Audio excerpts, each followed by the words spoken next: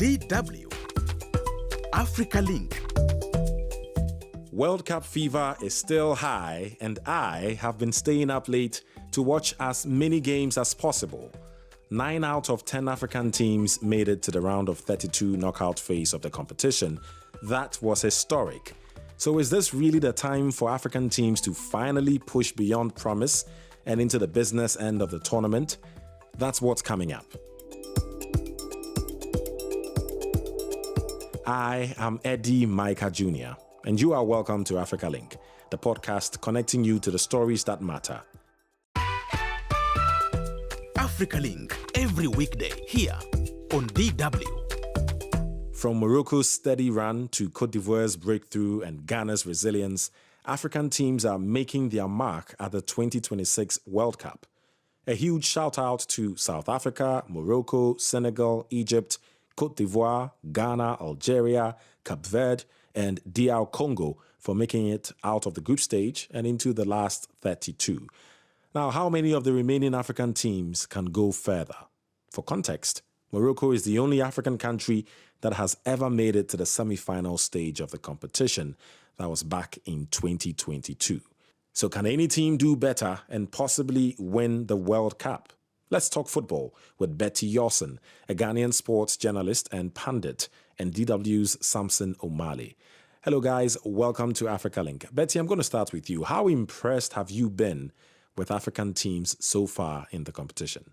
Every time they say Africans have potential, but this year's World Cup, those potentials are translating into consistent results.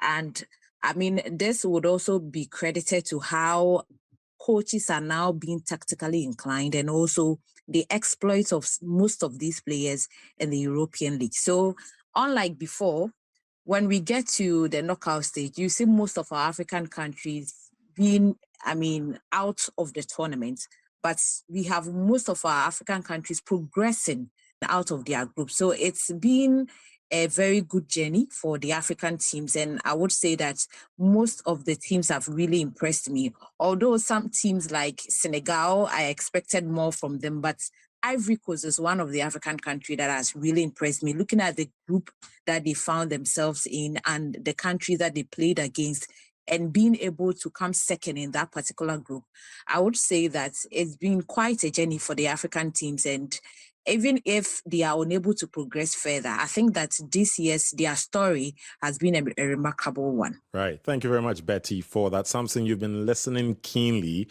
and also paying attention to the games being played. What's your overall take of how teams have performed and what to expect moving forward? Something different is that for me, bouncing off from the very bad advertisement of African football we had at the just concluded African Cup of Nations with all the controversies that trailed the final match, and of course the aftermath of the decision of the Confederation of African Football. I'm listening to the analyses, hearing the commentaries, I'm of course following the interviews and all that, and I'm glad to say more or less what you begin to hear is the fact that, African teams are doing so well, they are competitive.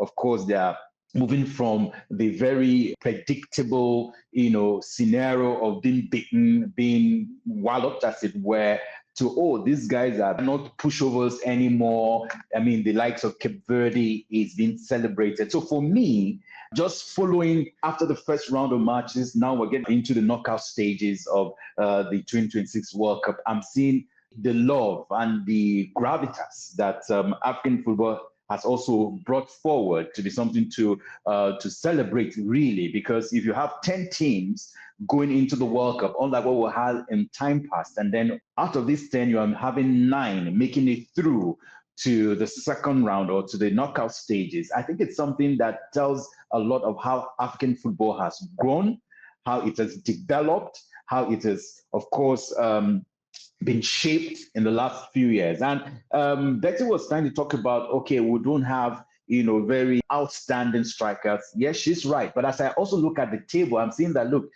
if you look at the top 10 or the top 15 of 15 players who have scored in this tournament, you also have some Africans making the list, aside from Lionel Messi, who tops now You have the likes of Ismail Assar from Senegal, who scored 3 goals. You have Ismail Sabiri from Morocco, who's also scored 3 goals. You have also Wisa from DR Congo. So they are also competing in terms of, we may not be scoring as much. And by the way, we do not have world class, and this may be a bit contestable, as it were, strikers as you have it. But somehow they've also been able to show up in front of goal. Micah. Look, I know probably everyone's favorite team, Cape Verde, as you mentioned. Look, it's been such a story, hasn't it? Goalkeeper, I mean, his first game, outstanding. And you guys followed, right? I mean, he had, 50,000 followers on Instagram. And due to his exploits and his team's exploits, he is now with, about 16 million followers on Instagram. I don't even want to mention how many followers I have on Instagram. Well, that's just besides the point. Has Cape Verde been the top team that somehow people didn't expect to go this far, but somehow they've stood their ground? What do you make of the team, Betty? Well, I think that I wouldn't say I am surprised at their performance or their exploits at the World Cup. But I would say that they've really shocked the world because now football has changed. The dynamics of the game has changed. You would meet a team and you might think that because of their history, they should be strong enough to beat you. But I mean, you'll be surprised they will humiliate you. So I would give them credit for how far they have come. And with regards that they did not only come to compete, but they are also making a statement, especially their goalkeeper, making a statement for them at this particular tournament. How far they go is a credit to them. So, kudos to their coach, kudos to the team and the statement they've been able to make for themselves at this particular World Cup. Right. I'm going to stick with you, Betty, because we want to have a quick run through the upcoming fixtures. Just for listeners, the time of recording is the 29th of June. And at this stage, South Africa has already played one of the host nations, Canada, and South Africa got kicked out by 1-0. Canada scored in the 7th minute or so. So South Africa is now out. So 8 teams remain. That includes Morocco, Ivory Coast, DR Congo, Senegal, Algeria, Egypt, Cape Verde, and of course, the Black Stars of Ghana. So we just talked about Cape Verde, and you, Betty, say you're not too surprised, but you can understand how the world is shocked. It's first World Cup, Cape Verde, and now they are in the knockout phase, a round of 32. Is it going to be over, though, for them when they meet, drum rolling, finger snapping, Lionel Messi's Argentina? Is this game over, Betty? Interesting. Well, you see, I made a statement earlier, and Samson said we have strikers. My issue is not with strikers. My issue is we creating chances and making good use of the chances, which most of our African teams have failed in this particular tournament. Now, with regards to Cape Verde, if you watch them, they have really fought hard, but also creating chances has always been a problem. And meeting such a team, I wouldn't want their hopes to be so high, because I know obviously they themselves know that they are going to compete to say, yes, we've competed to this level of the tournament. If I come out to say, oh, they are going to beat them, that would be me being overly ambitious. But I know that the knockout stage is the end for Cape Verde for this particular tournament. Oh, okay. So, unfortunately. well, it is what it is, some would say. Samson, maybe a miracle? A miracle in this particular side of the tournament would be a tough call. I mean, let's just be realistic, right? Well, football, they often say, is not mathematics. You can put 2 and 2 together and get 4, but you must, again, put into cognizance where you're coming from, your pedigree, what you're up against, your position at every department of the game. Now, let's look at the results of Cape Verde. I mean, with Spain, it was a goalless draw. With Uruguay, it was a 2-2 draw. With Saudi Arabia, it was also a goalless draw. No victory so far. So 3 points was good enough to get them into the business side, as we often say as sports analysts of the tournament. And I'm sure that, I have a bit of a hope that something can happen. Like you look at the game with South Africa. Prediction. So you think they're going out? My head tells me so. My heart tells me no. Okay. We will see, but that should be an interesting one coming up. Is it July 3rd or so in Miami Stadium? Argentina locking horns with Cape Verde.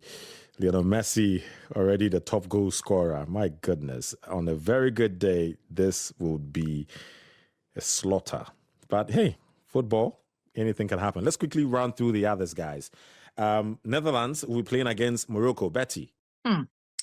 Morocco has really shown some class. I mean, we know Morocco, their pedigree, how they've been able to, over the years, develop their senior national team. It's been a gradual process, and this has not been a one-day project. It is a project that started years ago, and they are reaping the results. And we saw how far they went in the 2022 World Cup. And even in this World Cup, I mean, I wouldn't say I am impressed because I know what Morocco can do.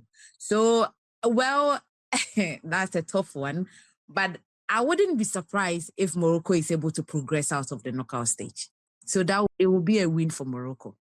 Okay. Thanks, Betty. Again, for listeners, if you're listening to this a bit later, you would have had the results already if Morocco made it through or not. But against the Netherlands, definitely going to be a tough one. I'm going to come to you, Samson, on Ivory Coast playing against Norway in the round of 32. I mean, we just talked about Messi earlier. The new era includes a certain Erling Haaland who just knows how to find the back of the net. Against Cote d'Ivoire, how do you think it's going to go, Samson? It's going to be a blockbuster. Both sides are very tactical. You have similar pattern. And for Cote d'Ivoire, if I have to predict, I think Cote d'Ivoire may likely go through. Norway, if you look at the kind of opposition they faced, I know that Bethany and I think we're on another podcast, and of course we differ a bit, but at this time I think I like to agree that Norway didn't do so well. If you look at the way they've performed so far, and if you look at for Cote d'Ivoire against Germany, you would think that they would beat them black and blue, but it ended 2-1 in favor of the Germans. And of course, they had 2 wins against Ecuador and Curacao. So against Norway, I think that they will win. It may not be too easy for them, but I think that they will win by a very slim margin. My thoughts. Definitely your thoughts. I mean, let's not forget, Norway came to the stage with 6 points, winning 2 games. They only lost against France because they basically used the team B. And also Norway beat Senegal, right, in the group stage. And Senegal was quite a tough side. So let's just see how this one goes. Quickly running through the others. Belgium will be playing against Senegal. I mean, Senegal, they've not had the best competition so far. I mean, the group stage, they only basically won that last game. 5-0. That was, that was, one would argue, quite an easy fixture. Can Senegal defeat Belgium and move on, Betty? Well, I think one of the countries, aside the fact that Senegal has been a powerhouse in Africa, I think that they have also been for me personally, they've really disappointed me in this particular tournament because I expected so much from Senegal. And looking at the group that they found themselves, I was really of high expectation. But currently, with the way they are playing, unless they up their game, because I am not really seeing the star players come up play in all the games they have played in the group stage. And if they stick to the style of play in the knockout stage, then I see them going home. I don't see them progressing out of the knockout stage against Belgium. Okay. So according to Betty, Senegal is not going to make it past the round of 32. So we'll see how that goes. Now, Australia will be playing against Egypt. Somehow Mohamed Salah is driving Egypt into the record books, but how far can they go? Is it game over against Australia, or is it a side that you believe Egypt should sail past, Samson? I see Egypt sailing past Australia. Yes, they've remained unbeaten throughout this group stage, securing another place in the knockout stage. And they had draws against Belgium and Iran. And then, of course, by a very impressive victory they had over New Zealand. New Zealand, Australia, they're in the same region. If we just take that, even though they're different countries, and all of that. But I see that Australia hasn't, for me, they've not impressed me like a side that if you want to see them in the quarterfinals, that's one thing you will easily mention in the top 8. So if you will not easily mention them in the top 8, getting into the top 16 will also be a very difficult task. So based on that, for me, I see Egypt. And if you watch them in the course of the last 3 games they've played, they've grown progressively. They're a team you watch and you don't have your hands in your mouth, really. They coordinate very well. They understand themselves very well. Even when you take Musala out, this team still, they're still very coherent. They are cohesive in terms of the way they pack the midfield. And of course, defense-wise, they seem to get virtually everything on the average Right. perfectly, at the back, within every department of their team. So I see Egypt making progress against Australia. Okay. Well, good to know. Algeria will also lock horns with Switzerland. Betty, who's your money on? My money will be on Switzerland. You sure? I'm going to give you 3 seconds to rethink that. Yeah. If I was to bet on any of them, I'm going for Switzerland. Okay, you have no confidence in Algeria at all?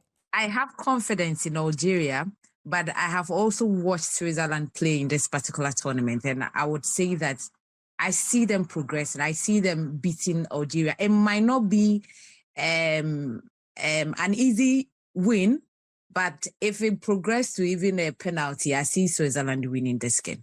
Okay. Thanks, Betty, for that. Now, DR Congo. Ooh, do we even need to discuss this, or is it a done deal that England is gonna beat DR Congo? But still, can we put some money on DR Congo against England, or is it the end of the road, Samson?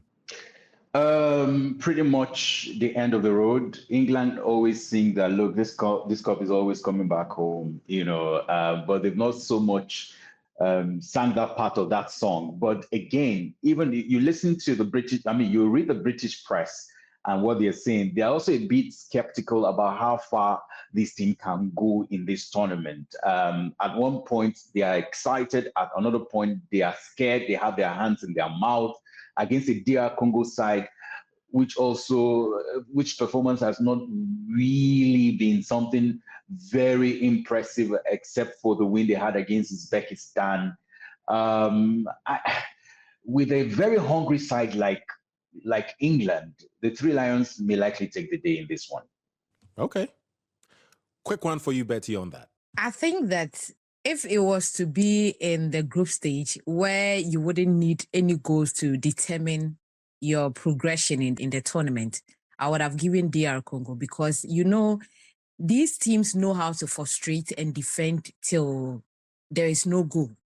But then in this particular stage where you need to score, I don't see DR Congo progressing past of England, because England have already had their share of some disappointment with the Ghana side. And I know that would put a lot of pressure on them to put whatever that thing went wrong, they would want to rectify and amend it as they meet a DR Congo side. So I think that goalless draw against Ghana actually did a lot of thing to the English side. The UK, and I know how disappointing the fans here were, especially when they played against Ghana and they couldn't win. So I think that they will be coming all out, and I don't see DR Congo progressing. Okay. It's obvious the team that's left, that team that frustrated England, the only team to prevent England from scoring any goal, that was Ghana. And they'll be playing against Colombia after losing their last group game. Many expected Ghana to win that game, but, it is what it is. Colombia versus Ghana. I'm going to start with you, Samson, because you're Nigerian, and I'm not sure if you're wishing the Black Stars of Ghana all the best or just waiting for them to come home so you can tease. But analytically, what do you expect Colombia versus Ghana? Okay. So I'm not going to be involved in any banter here, guilty of anybody. Just be very objective as I can be. I want to hinge it on one man, and that is Thomas Partey. I mean, we've seen the games he's been involved in. They've suddenly named him the controller, and all that. If Thomas Partey is if he's having a very good day at the office, I see the Ghanaian side doing a lot of damage to the Colombian side. And with, again, Carlos Queiroz, what he's done also with the team, I'm also very hopeful. I'm very optimistic that he can deal with all the very naughty part of the Ghanaian side in the last 3 games, correct them, and have a good game against Colombia. At some point they were thinking that Ghana was going to play Portugal, but with Colombia, I think Ghana can pull through. Okay, I mean, it's only fair to give this to the Ghanaian here, also Betty Yawson. Look, Ghanaians are going to be watching every second of that game. Maybe a sigh of relief that Ghana didn't meet Portugal, although I'm not sure what kind of difference that would have made. But genuinely, Colombia-Ghana, what do you and other Ghanaians expect, Betty? Well, I am surprised many Ghanaians think Colombia is like it's an easy path for us to qualify to the next stage. I watched their game against Portugal and I was shocked because this is a side that are very fast. They have a very fast pace. They create a lot of opportunities and they make use of the opportunities that they create. And here we have a side that is defensive. They defend very well. That's the Ghana side. When it comes to defending, we can defend it so well. Our midfield can be so good. But for us to get that player that stands out to shoot long range to get that goal, we are not clinical. We are not clinical up front. We don't have that ability to create chances and make good use of the chances. If you watched our group games, you notice that we don't create a lot of chances. Ball possession, we are possessing the ball, but we are not creating chances. Mm-hmm. So, and I know that our coach is one that is also very, a defensive kind of coach. And I really expect them to throw in more in the attack and get strikers that will be able to do the work well. There should be people that will also be covering up for the goalkeeper. If we want to win against Colombia, it means that we need to do the needful and not only focus on our midfield and our defense. We should also make sure that we are creating opportunities and also making use of the chances that we create. If not, we will be surprised that the game will end in 1-0 against Ghana. Sounds scary for the Ghanaians listening right now. So, nope. If Ghana needs to go further in the competition, then, of course, they would have to grab all points against Colombia, or basically defeat Colombia. So we'll have to wait and see how all these games go. I'm sure I'll be back with you guys to find out how the next stage of the competition will go. It will be the competition that will let us know how many African countries remain in the competition and the chances of these teams progressing to the next stage. So fingers crossed, and let's see how things go. Many thanks to you both, Betty Yawson, Ghanaian sports journalist and pundit, and DW's Samson O'Malley. Thanks to you both for sharing your insights with us. Thank you. Good to be here. Thank you very much, Eddie. And that's the full-time whistle from us on Africa Link. The road ahead is still long, but Africa has already shown it can run with the big names and stay in the game. Until next time, stay sharp and keep your eye on the ball. Share your thoughts on Facebook at DW Africa, listen to us on Spotify or wherever you get your podcasts, and subscribe to our DW Africa YouTube channel so you never miss an episode. This show was co-produced and edited by Isaac Kaleji, and I am Eddie Micah Jr. Thanks for listening.